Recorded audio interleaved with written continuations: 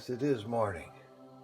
350 is the temperature, but 612 on the 7th of February is where we are.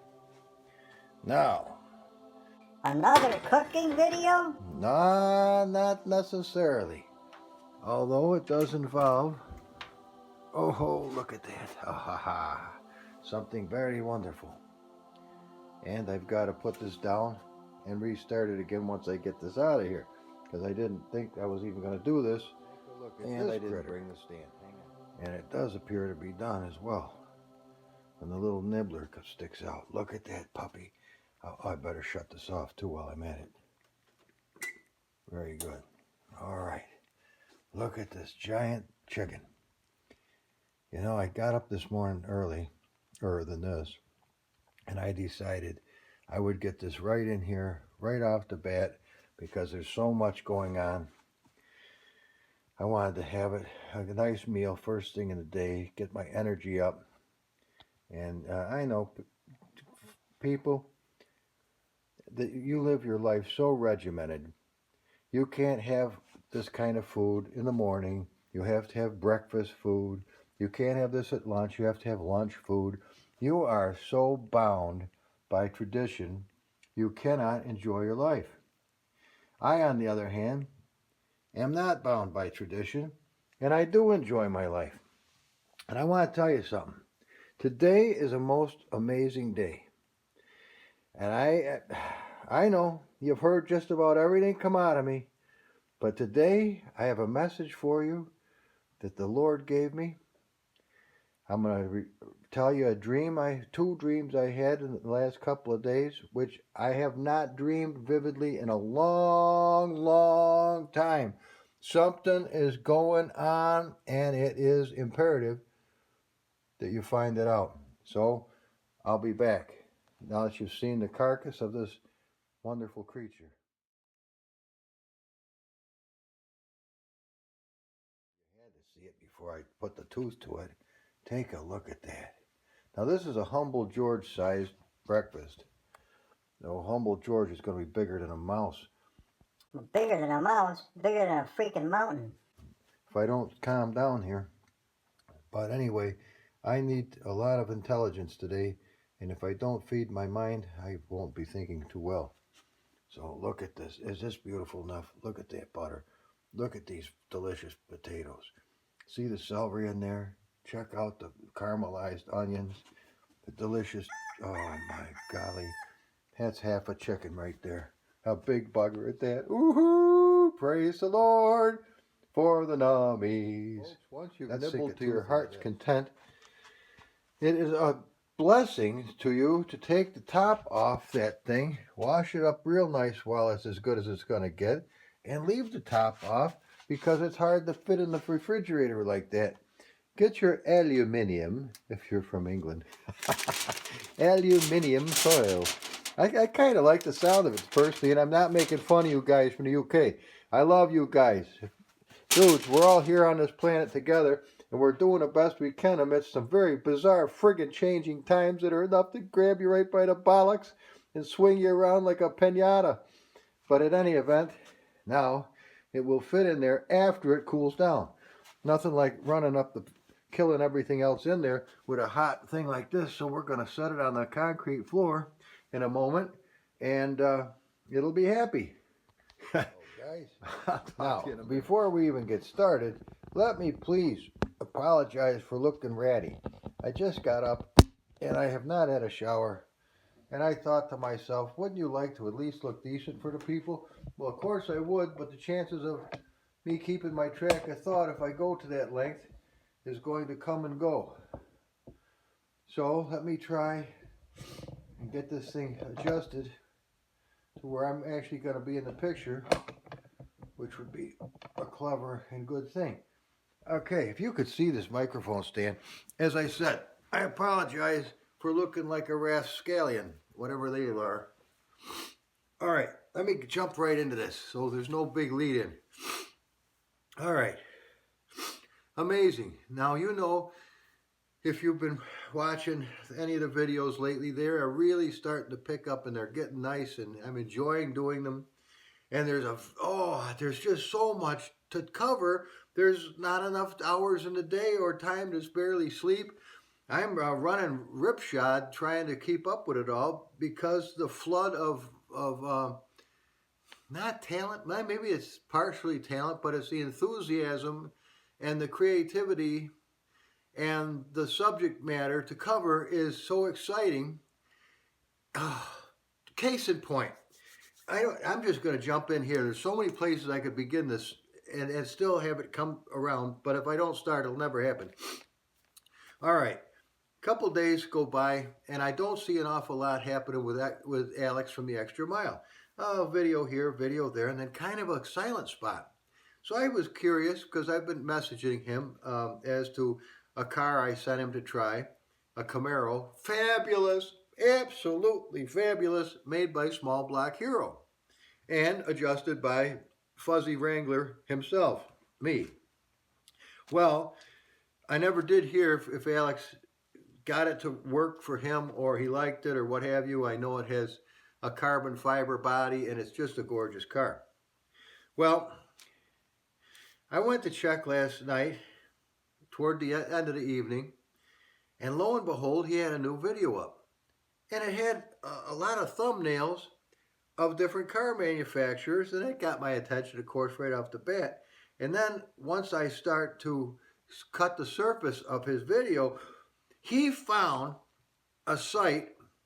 Well, he was kind of led, as we all are, from one thing leads to another, till boom, either we end up wishing we hadn't gone that way, or in this case, we find out he struck a site of pure freaking platinum gold for Assetto Corsa modded cars.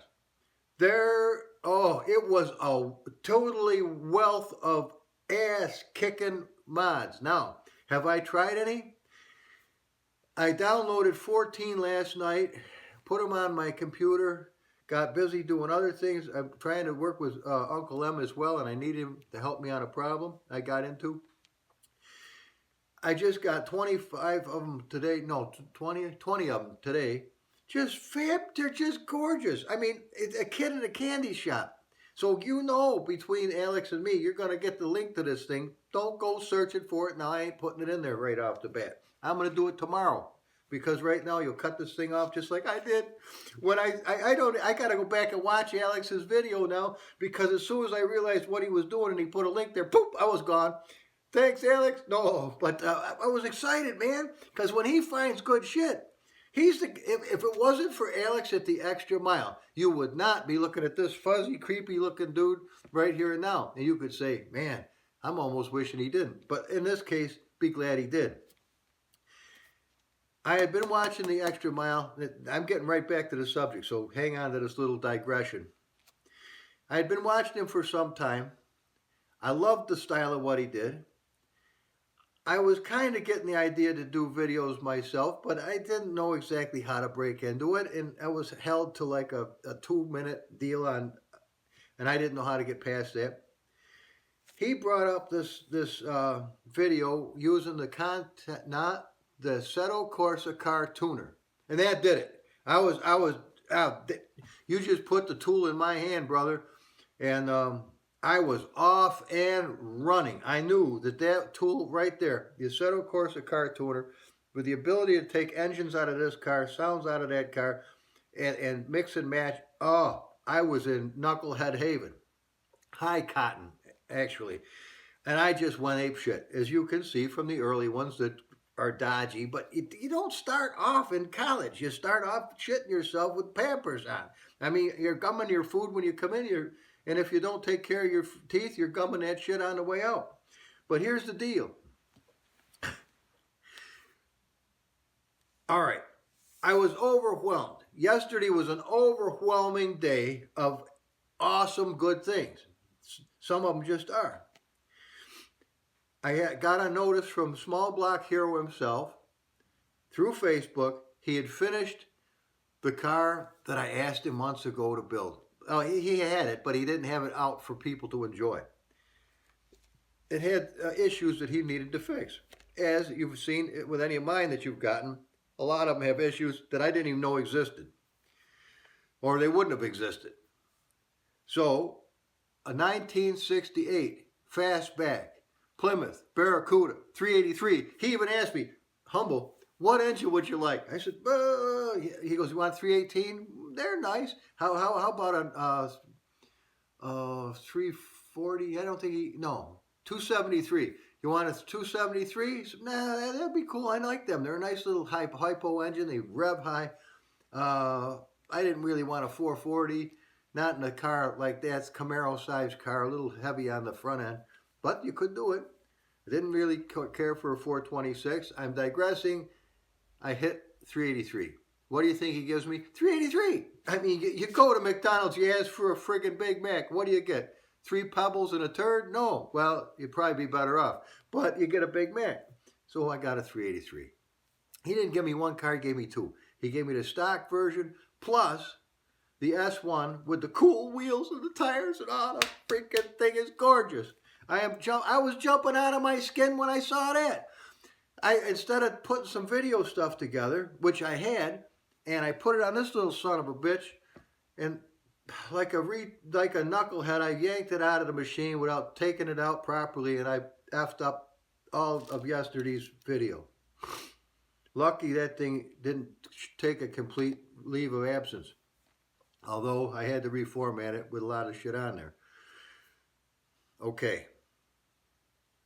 I monkey with that thing for hours. I come out and I just checked to see if anybody messaged me, which they hadn't. I find this thing from Alex, which I go out of my mind. Now I'm into the wee hours of the night getting these mods and placing them on, but not even trying a single one. Because I had problems with this friggin' thing. It kept saying the thing was effed up and it needed to be fixed. So I get up this morning, pitch dark. It's a little before 3 o'clock in the morning. And I'm so excited. I come out and I put my hand on my Bible. And I got quiet for a minute, which is important to do if you want to hear from God, because he's not rude. He ain't going to break in on you. If you're chattering like a chipmunk on a hot plate, chatter. He's got it forever. He can outwait you. And he already knows what you want anyway. So I open up the Bible, and I got to turn this off and then turn it back on because it'll get too long and I won't be able to get the footage on Share-O-Matic or whatever the thing is. Hang on. I'll be right with you. Very good. Actually, now, let me show you what we got here. Let me show you, guys. Just get right to here. Okay. So, now these are new Bibles. You ought to see the ones I've worn right out. I'm not going to give you it starts here. 2 Kings, chapter 7. Elisha, that was the protege of Elijah, still a prophet, mighty man in his own right, and a bald-headed guy. And don't make fun of baldies. Bears came out and ripped these children to shreds for mocking him. So, of course, he was anointed of the Lord. But nonetheless, leave the bald-headed people alone. They feel bad enough as it is.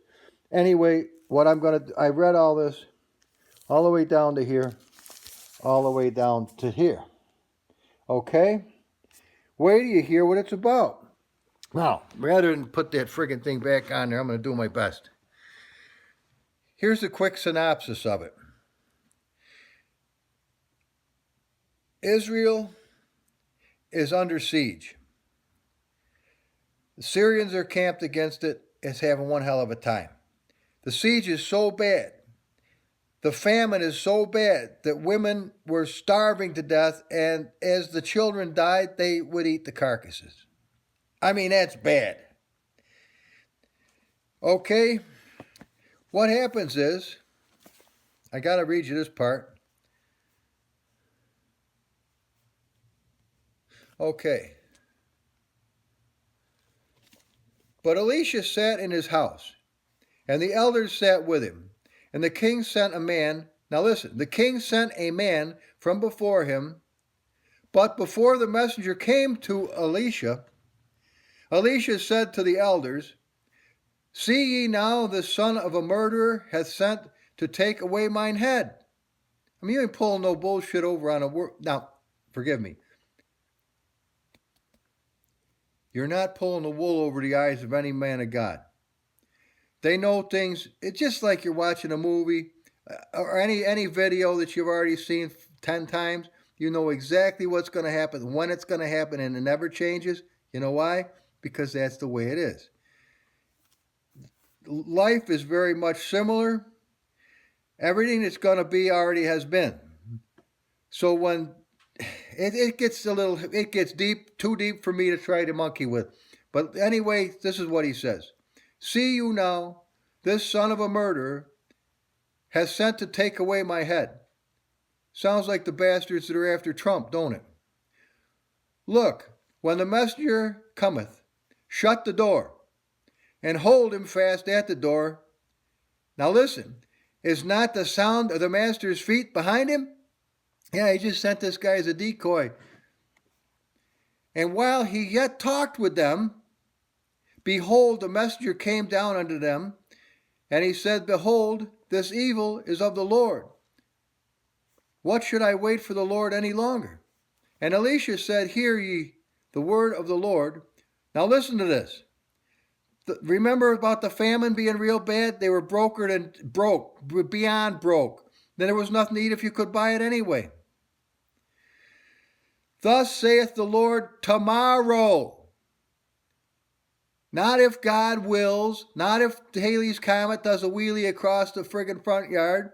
Tomorrow, about this time, shall a measure of fine flour be sold for a shekel, and 2 measures of barley for a shekel in the gate of Samaria. You ever hear of Samaria? Yeah, you have. Yeah, you have. Then a Lord, not the Lord, and we're not talking about Yeshua. Then a Lord on whose hand the king leaned answered the man of God and said, Behold, now listen to this horse shit real quick, excuse me. Behold, if the Lord would make windows in heaven, might this thing be? That's a nice way of putting, man, you are so full of it, it reeks from miles away. And he said, Oh, behold, thou shalt see it with your eyes. Where am I? But thou shalt not eat thereof. Now that's quite a rebuke. He didn't cuss him out. He didn't say what he thought of him. He just told him what was going to happen. He just read ahead in the story. Flipped the page. Oh, this is what happens to you. Sucks, but this is it. Now, at the same time this is going on, there were 4 leprous men. They looked like zombies. The flesh rots on your bones and just falls off. I mean, you wake up and parts are missing. You used to pick your nose, now you got to use another finger because that shit's gone. It's nasty, and it's been around for thousands of years, and maybe it's a nasty thing, man. You definitely don't want it. It puts the clap down to like Captain Kangaroo. I mean, come on. So what's happening is there's 4 of these lepers. They know all about all this stuff as far as they're starving to death. They're going to die anyway. Okay. These 4 leprous men were at the entering of the gate, and they said one to another. Now listen, even their words are recorded several thousand years down the line, and you're hearing exactly what these men said to each other. Why sit we here until we die? If we say we will enter into the city, then the famine is in the city, and we shall die there. Sounds like you're effed. And if we sit still and we die also, you're effed again. Effed if we do, effed if we don't. Now therefore, come and let us fall under the host of the Syrians. Ever hear of Syrians before? Dudes, we still got Syrians. If they save us alive, we shall live, and if they kill us, F it, we're dead anyway. We shall but die. And they arose up in the twilight. Now listen, crack of dawn, before the crack of dawn. They rose up in the twilight to go unto the camp of the Syrians, and they're apprehensive, but it didn't say that.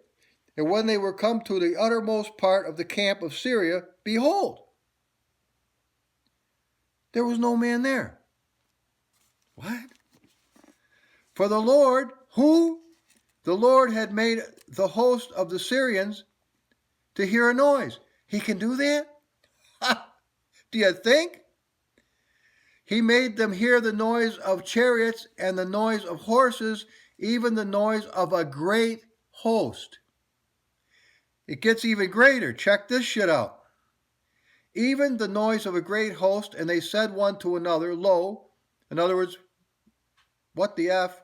The king of Israel hath hired against us the kings of the Hittites. The kings of the Hittites were Nephilim. They were giants. We're talking not 8-footers, not we're going to join the NBA. We're talking you can't even get in the Colosseum type. Kings of the Hittites and the kings of the Egyptians to come upon us. Now, that's some bad shit. So much so, wherefore they arose and fled in the twilight. They left their tents, their horses, their asses, and took their asses with them, but these asses they left behind, even the camp as it was, and fled for their effing lives. It doesn't say effing. I threw that in. And they fled for their lives. And when these lepers came to the uttermost part of the camp, they went into one tent. Almost like DayZ. You sneak into the tent and you start robbing them friggin' blind. Okay. They came into the one tent, they did eat, they drank, and they carried away silver, gold, raiments, and went and hid it. But wouldn't you? Yeah. They went and hid it. They forgot all about that. They're rotting at the seams and they're going to die any second. But nevertheless, people are people. Lepers or not, they're still people. They grabbed that shit and ran. Okay. They carried away this stuff and then they hid it. So they went and hid it, and they came again to enter into another tent, and they carried away the same thing also. And they said one to another,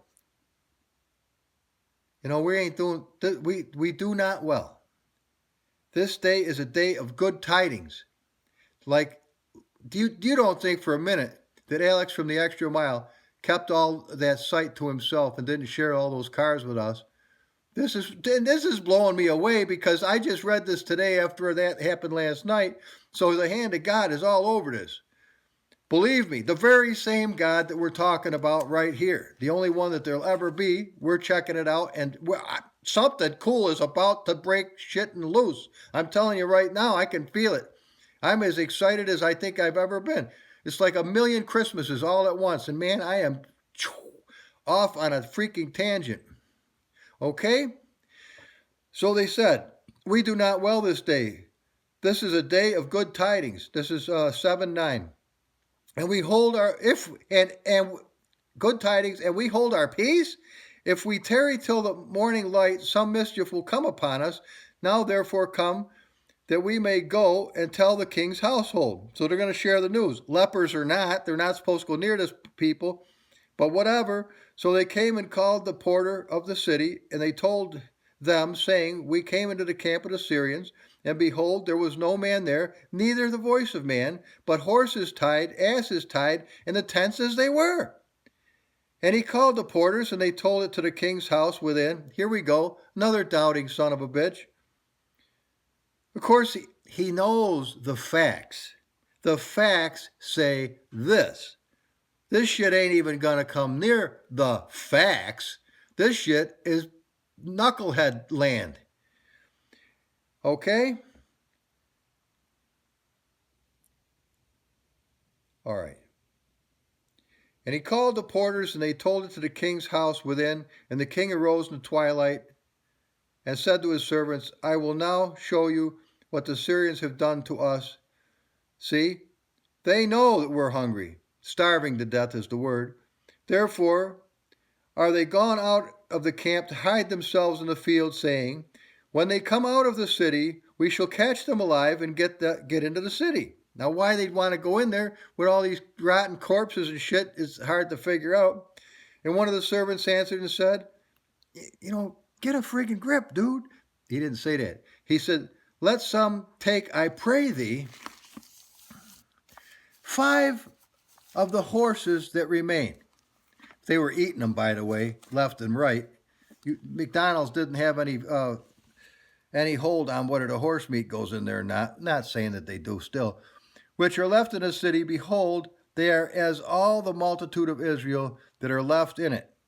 They're as good as dead. Behold, I say that they are even all the multitude of Israel's. Hang on, I can't read this. Sorry, cheaters, must be done. Now I can see. I say, they are even as all the multitude of the Israelites that are consumed. And let us send and see. So they took therefore 2 chariot horses. They didn't get 5. The king ain't invested no 5 horses. He's got to eat, 2. But 2, whatever. We'll do up to 2. So he sends the 2 chariot horses. And they're chariot horses. They're not ass-kicking horses. They're just chariot horses. And the king sent after the host of the Syrians, saying, Go and see. And they went after them unto the Jordan, and lo, all the way was full of garments and vessels, like the southern border, after these bastards come in from South America. No offense to the South Americans. We love you too. All right, but the trash you bastards leave as you come through the place is unbelievable. It looks like a dumpster got hit by a tornado and threw shit for as far as the eye can see. It actually looks like going into Needles, California, where there's trash on both sides of the roads, and nobody had anything to do with that but Americans winging shit. Filthy idiots. Okay. So they went out to sea, and they went after them unto the Jordan, and lo, all the way was full of garments and vessels which the Syrians had cast away in their haste. They're winging shit, man. And the messengers returned and told the king. And the people went out and spoiled the tents of the Syrians. So a measure of flour was sold for a shekel, and 2 measures of barley for a shekel, according to the word of who? The Lord. Well, you told me Elisha said it.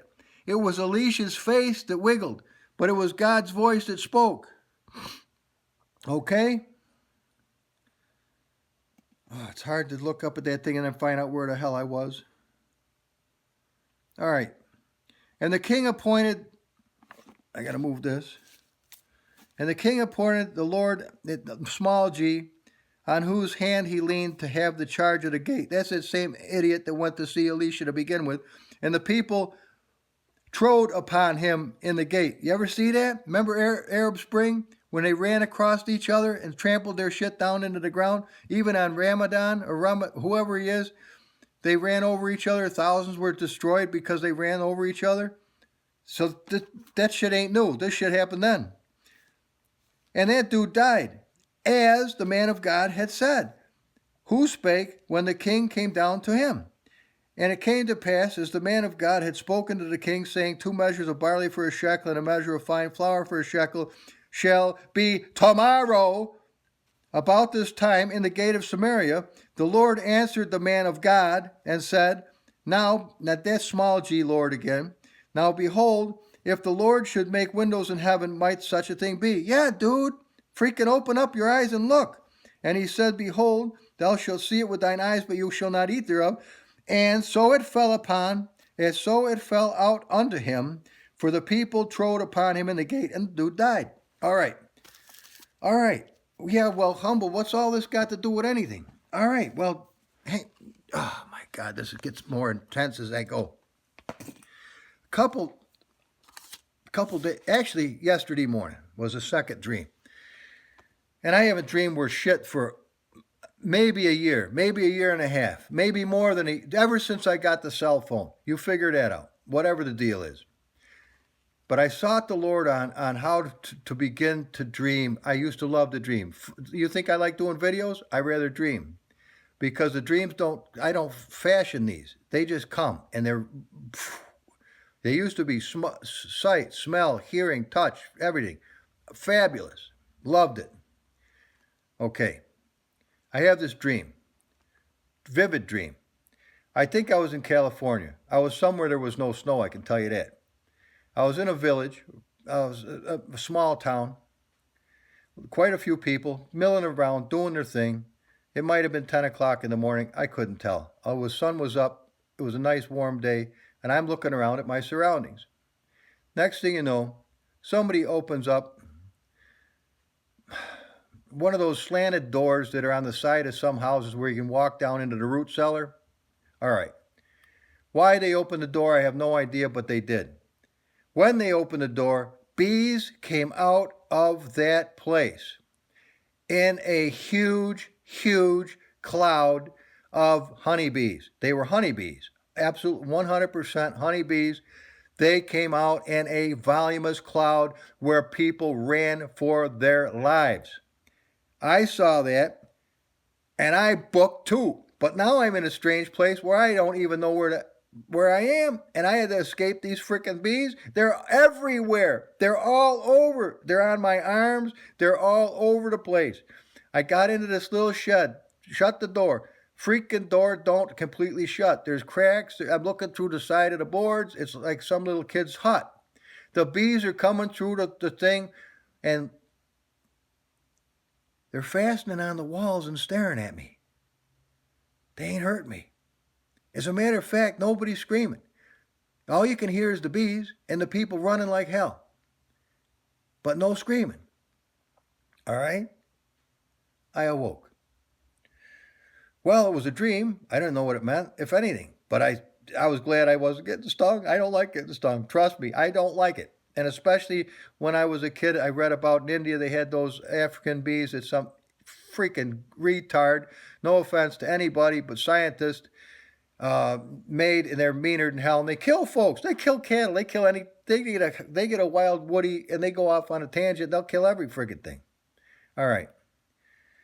Next dream. After I got the 2 videos up yesterday, and I mean it was like 12:30 at night till 4 o'clock in the morning. You think these things jump out onto the machine on their own? Edited 3 times, most of them. That means, you know what it means. Totally worn out. After I feed the little animals outside, I go lay down on a leather couch, got the nice wood stove going, nice and warm, happy, no sounds, boom. Dude, I am out like another man. Totally out. This dream starts. Me and 3 other people. It looked almost like the people from Jurassic Park or some shit like that movie. Standing next to this mountain that is solid rock. It's gray rock. It's not smooth, but there was an opening in the side of it. All right, one by one, I follow these people up through this opening, and it kind of has a semicircular staircase, not a staircase, but you could walk up this way. It was more of a ramp than a stairs. Up into this big chamber where there was machines and computers and boxes and stuff, and they're all rooting around through. I just read that this morning, and I dreamed this the day before. So they're rooting around through these boxes, and I don't know. I got antsy. I thought, well, I want to go see where we are. So I went to walk out of the place, and as I'm coming down that curved ramp, I notice on the wall there's a distinct line at an angle from the ceiling to the floor where it's starting to get damp. And it's getting damper and damper as I look. And I didn't have to be a genius to figure out there's a great volume of water on the other side of that rock, and it's finding the weak link. And it ain't good. Now water starts to just gently seep out of the crack that is now forming from the top to the bottom at an angle. I run back upstairs and I warn these people who are now going through the boxes, and they've got raiments and they're monkeying around talking to each other. They couldn't give me the time of day. I'm going, you don't have time of day. If you don't drop this shit and get out of here, there's one letter. You're going to die. I turned and ran for my life. I got outside the thing and I just kept running. I woke. Okay. Now, since this is getting long, and you're probably saying to yourself, how is it that this filthy mouthed, fuzzy bugger from the sticks of New York is talking to us about a holy Bible from a holy God, and he's got a filthy mouth?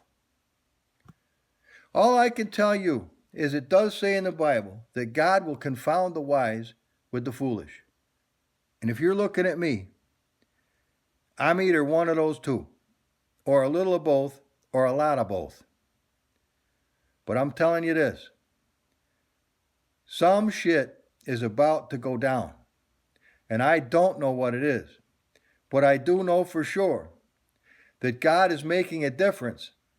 His people, it's going to be bountiful. It's going to be good.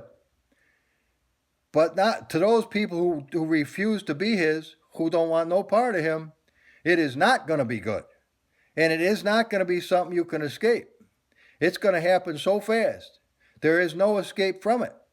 There will be no repentant time. There will be not a, all you'll be able to do is gaze. The shit is just now happening. That's how fast it will happen. And I don't know what it is.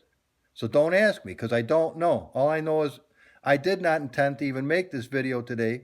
I intended to go play with all them cars that I just snagged, and I haven't done one of them. Plus that beautiful Barracuda from Donnie Hart. Now, if you want second confirmation, and you do have a Bible or go online, then I want you to come over here to Exodus, because I always ask the Lord, I said, I'm not going off on a tangent. You need to show me one or two more places, because at the mouth of two witnesses, let every word be established. Brought me right over to Exodus chapter 13, starting at verse 17, crossing the Red Sea. And of course, it takes up 14 and goes all the way over to the Song of Moses, where chapter 15 is. Read that for your own self. I was going to read it for you, but this is getting too long. You read it for yourself. God makes a difference between His people and those who don't want Him. He's not a kidnapper. You have every opportunity to receive Him. The rebellion, that stark, nasty friggin' rebellion that's in you and everybody else, it's case in point. Sometime when you're thinking about it, go into the kitchen, and after somebody washes the dishes, you tell me if they put the knives with the blades sticking up in the little pouch to dry the shit off, let the water go away, or they put the knife blades down. Common sense will tell you, put the knife blades down. What if you trip on something and your face goes onto them things? You want to get a face full of knives? Or you want to reach in the dark and get a knife blade in the hand?